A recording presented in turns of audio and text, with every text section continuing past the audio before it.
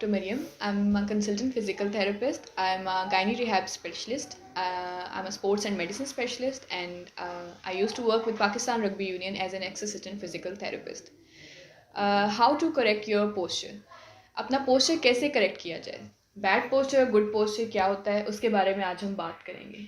आपका मुसलसल सीधे बैठना, आपका अकड़ के बैठना, एरेक्ट पोस्चर रखना, आपका फटीक बैठना, आपका झुक के बैठना, आपका मुसलसल फ़ोन यूज़ करना, लैपटॉप्स का इस्तेमाल करना, प्रोलॉन्ग सिटिंग करना और झुक कर काम करना, ज़्यादा वज़न उठाना, ज़्यादातर लैपटॉप पे जैसे आईटी डिपार्टमेंट में या बैंक्स की जॉब जो कर रहे हैं, ज़्यादा झुक के काम करते हैं, मुसलसल सीधे बैठते हैं, ये एक स्पेसिफिक पोस्चर क्रिएट कर देता है जिसे बैड पोस्चर कहा जाता है. ठीक है, इसके अंदर डिफरेंट कंडीशंस आ जाती हैं जो डिफरेंट डिसऑर्डर्स को लीड करती हैं या डिसेबिलिटीज़ को लीड करती हैं.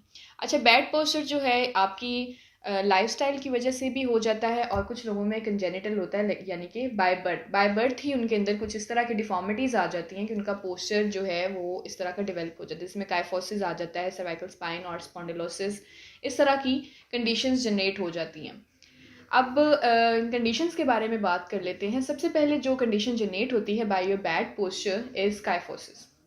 काइफोसिस के अंदर जो है आपकी एग्जेजरेटेड फॉरवर्ड बेंडिंग ऑफ जो है, राउंडिंग जो है अपर बैक की, वो हो जाती है. जैसे कि इसे हम कहते हैं हंच बन जाना, जिसे आम अल्फाज में उर्दू में कुब निकल आना कहा जाता है. काइफोसिस के ट्रीटमेंट के लिए यही किया जाता है कि आपको अपना पोस्चर इस तरह से रखें कि ज़्यादा अकड़ के भी ना बैठें, ज़्यादा फटीक भी ना बैठें, और कोशिश करें अपने मोबाइल वगैरह को जो इस्तेमाल है, लैपटॉप्स का इस्तेमाल है, वो इसी तरह से किया जाए कि आप एक सर्टेन पोजीशन के अंदर हों और टेक लगा कर बैठें और कुशन्स वगैरह का इस्तेमाल करें ताकि इस हंच को, इस कुब जो निकल रहा है उसको अवॉइड किया जा सके. ठीक है. सेकंड कंडीशन जो हमारे पास आ जाती है बैड पोस्चर को जो लीड करती है, this is cervical spine. Cervical spine में जो है आपके सर्वाइकल जो गैप है वो क्रिएट लेस हो जाता है. ठीक है. जैसे C1 टू C7 के दरमियान में जो इंटरवर्टिब्रल डिस्क के थ्रू ये कनेक्टेड होती हैं, वो सर्वाइकल गैप जो है वो कम हो जाता है. ये एक्सट्रीम शार्प पेन और रेडिएटिंग पेन जो है वो कॉज करता है. मुसलसल दर्द का रहना जो है वो सर्वाइकल स्पॉन्डिलोसिस की तरफ जो है इसको लेके जाता है और इससे काइफोसिस भी होता है, जो पहले डिस्कस कर चुके हैं, कुब का निकलना. अच्छा, सर्वाइकल स्पाइन कि ख़राब होने की वजह से सर्वाइकल स्पॉन्डिलोसिस होता है, और सर्वाइकल स्पॉन्डिलोसिस भी एक डिसऑर्डर है, डिफॉर्मिटी है, जो बैड पोस्चर की वजह से हो जाती है.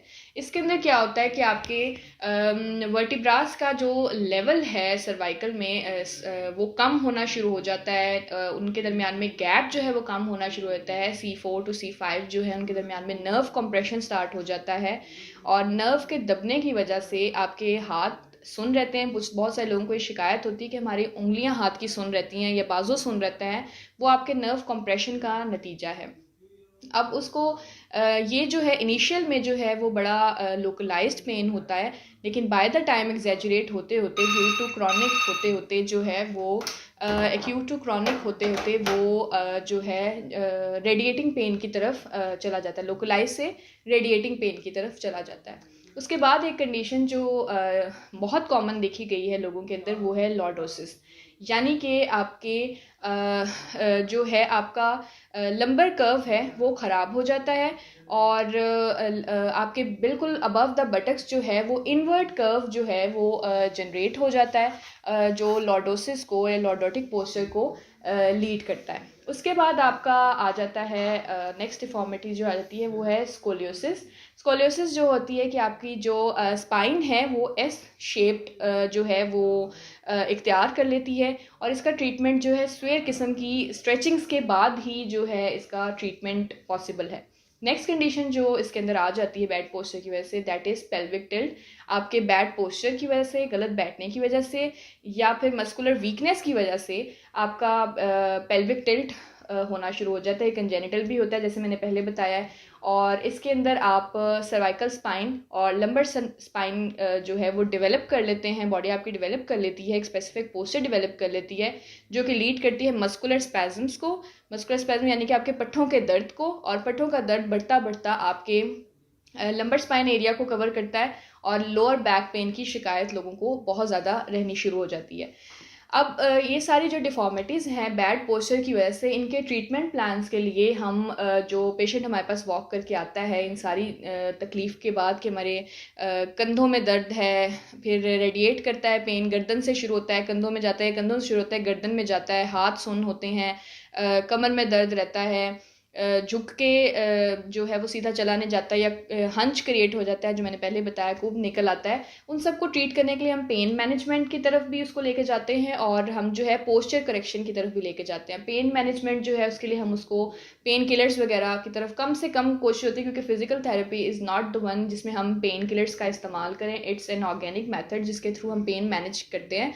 अब पेन मैनेजमेंट में जो है हम उसको इन केस बहुत स्वेयर पेन में है तो जो है उसको पेन किलर्स या हॉट पैक और कोल्ड पैक या फिर डीप हीट थेरेपीज़ जो हैं वो गाइड की जाती हैं, या जेल्स वगैरह का इस्तेमाल उसको रिकमेंड किया जाता है। और जो पोस्चर करेक्शन है उसके अंदर हम उसको पेशेंट को जिम बॉल्स के थ्रू एक्सरसाइज कराते हैं, पूरे अपना जो रिहेबिलिटेशन सेंटर है उसमें। उसके बाद हम उसको पेल्विक टिल्ट्स गाइड करते हैं।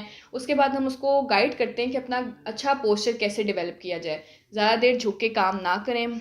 जो बच्चे हैवी वेट उठा रहे हैं, यानी कि स्कूल गोइंग बच्चे जो हैवी बैग्स पहनते हैं, लिखते पढ़ते हुए झुक कर बैठते हैं, गर्दन झुका के बैठते हैं, फ़ोन इस्तेमाल करते हैं, तब भी इसी तरह से सीधे बैठते हैं, और जब काम कर रहे होते हैं तब भी इसी तरह से सारे काम जो हैं वो झुक के कर रहे हैं। तो इन सब चीज़ों को अवॉइड करने से ही आपका पोस्चर डेवलप होता है। और जो लोग by birth he posture deformity में, जिसको कंजेनिटल डिसऑर्डर्स कहते हैं, उसके का शिकार होते हैं, उन बच्चों को जो है या लोगों को पहले सर्जरी की तरफ गाइडलाइन दी जाती है, और आफ्टर सर्जरी जो है फिजिकल थेरेपी के थ्रू ही इसका ट्रीटमेंट